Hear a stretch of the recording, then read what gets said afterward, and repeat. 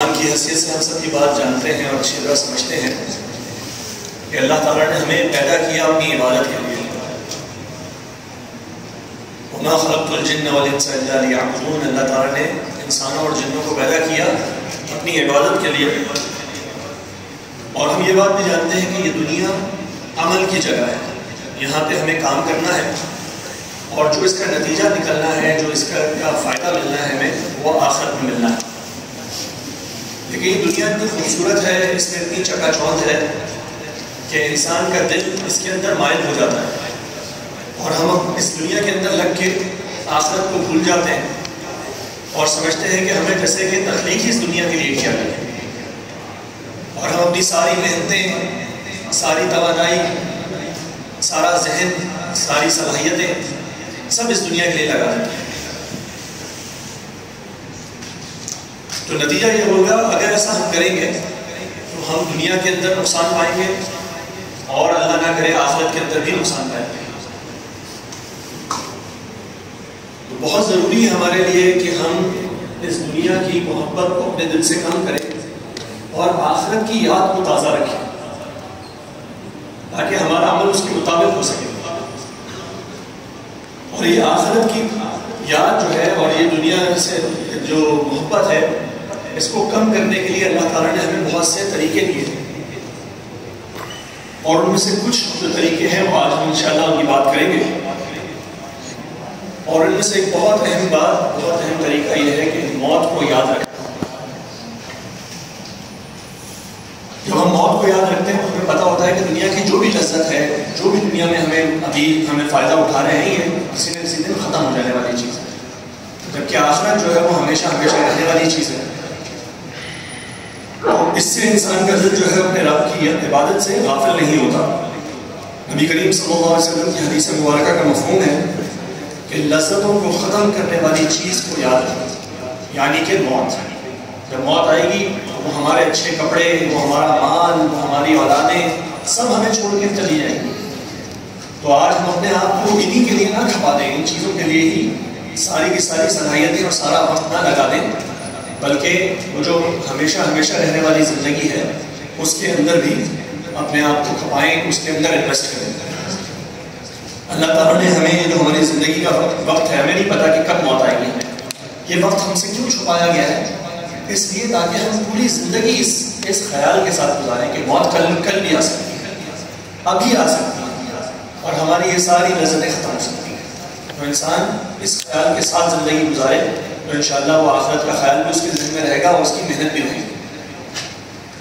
دوسری بہت ایک اہم طریقہ یہ ہے کہ انسان وہاں جو عذاب ہے جہنم کا, اللہ تعالیٰ نے قرآن مجید میں بار بار اس سے ڈرایا.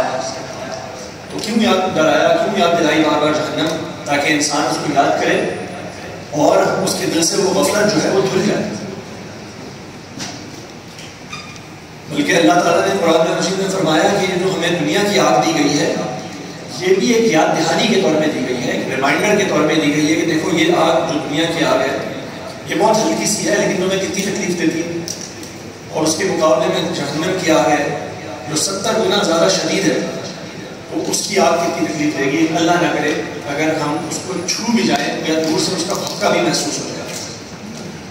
اللہ تعالیٰ فرماتے ہیں افرأیتم النار التی تورون, کیا تم نے اس آگ پر غور کیا جس کو تم جلاتے ہو؟ اَأَنْتُمْ أَنشَأْتُمْ شَجَرَتَهَا أَمْ نَحْنُ الْمُنشِئُونَ, کیا یہ آگ تم نے پیدا کی یا اس کی لکڑی تم نے پیدا کی جس سے یہ آگ پیدا کرتے ہو, یا ہم پیدا کرنے والے ہیں؟ نَحْنُ جَعَلْنَاهَا تَذْكِرَةً وَمَتَاعًا لِلْمُقْوِينَ, ہم نے اس آگ کو بنایا ہے یاد دہانی. کس چیز کی یاد دہانی؟ وہ آخرت کی یاد کی یاد دہانی. تو اس دنیا کی آگ سے بھی ہم یہ سبق سیکھیں کہ وہ جو آخرت کی آگ ہے وہ بہت شدید ہے, ہم اس سے ڈریں. ایک بہت ہی اہم بات آخرت کی یاد دہانی کے لیے ہے نماز. جب ہم اللہ کے حضور پیش ہوتے ہیں صف در صف صفیں باندھ کے, تو یہ اصل میں آخرت کی پیشی کی تیاری ہے. ہم اسی طرح اللہ کے سامنے ہاتھ باندھ کر سر جھکا کر کھڑے ہوں گے آخرت کے, لیکن ادھر ہمارے اعمال کا حساب کتاب ہو رہا ہوگا.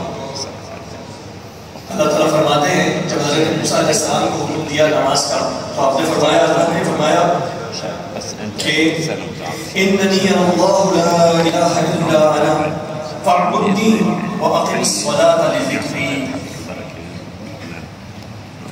یقیناً میں ہی اللہ ہوں، میرے سوا کوئی معبود نہیں، بس میری عبادت کرو اور نماز قائم کرو میری یاد دہانی۔ یہ جو نماز ہے اس کا مقصد کیا ہے کہ ہم یاد کر لیں اللہ کو اور اس آخرت کے وقت کو یاد کر لیں جہاں ہم اللہ کے سامنے پیش ہوں۔ جب ہم آخرت کی پیشی کے خیال سے نماز میں کھڑے ہوں گے تو ہماری نمازوں کی کیفیت کتنی بہتر ہوگی۔ ہم سوچیں کہ ہم مر گئے اور ہم کھڑے ہیں اللہ کے اپنے سارے اعمال دیکھیں، یہ ہے وہ یاد دہانی جس کی ہمیں ضرورت ہے اور جس کے لیے اللہ تعالیٰ نے 5 وقت کی نماز ہم پر فرض کی۔ انسان اتنا بھلکڑ ہے، اتنا بھول جانے والا ہے کہ وہ دنیا میں لگتا ہے بھول جاتا ہے آخرت۔ اللہ نے کہا واپس آؤ میرے پاس، کھڑے ہو میرے حضور، پھر یاد کرو، پھر جاؤ اپنی دنیا میں، پھر بھول جاؤ گے، واپس آؤ پھر میرے سامنے کھڑے ہو جاؤ، پھر یاد کرو۔ اور اللہ نے تو ہمیں ایسا بہترین طریقہ دیا آخرت کو یاد رکھنے کے لیے۔ اور اللہ تعالیٰ فرماتے ہیں کہ یہ جو نماز ہے فی بیوت اذن اللہ من ترفع ویذکر فیہا اسمہ یسبح له فیہا بالغدو والآصال رجال لا تلہیہم تجارۃ ولا بیع عن ذکر اللہ واقام الصلاۃ۔ تو ایسے گھروں میں جنہیں اللہ نے بلند کرنے کا اور اپنے نام کی یاد کا حکم دیا ہے، ان میں صبح شام اس کی تسبیح کی جاتی ہے۔ وہ مرد تسبیح کرتے ہیں اور نمازیں پڑھتے ہیں کہ جنہیں نہ تجارت اور نہ خرید و فروخت اللہ کے ذکر سے اور نماز قائم کرنے سے غافل کرتی ہے۔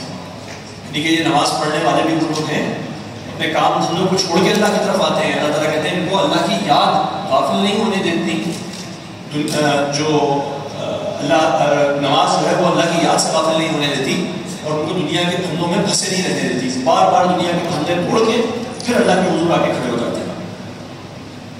آپ صلی اللہ علیہ وسلم کا فرمان مبارک ہے کہ جو شخص فرض نمازوں کی پابندی کرتا ہے اس کا نام غافلین میں نہیں لکھا جاتا، بھول جانے والوں میں نہیں لکھا جاتا، یعنی کہ وہ لوگ قیامت کو، آخرت کو، اللہ کو یاد رکھنے والے لوگ ہوتے ہیں۔ اللہ تعالیٰ ہمیں بھی ان میں سے بنائے۔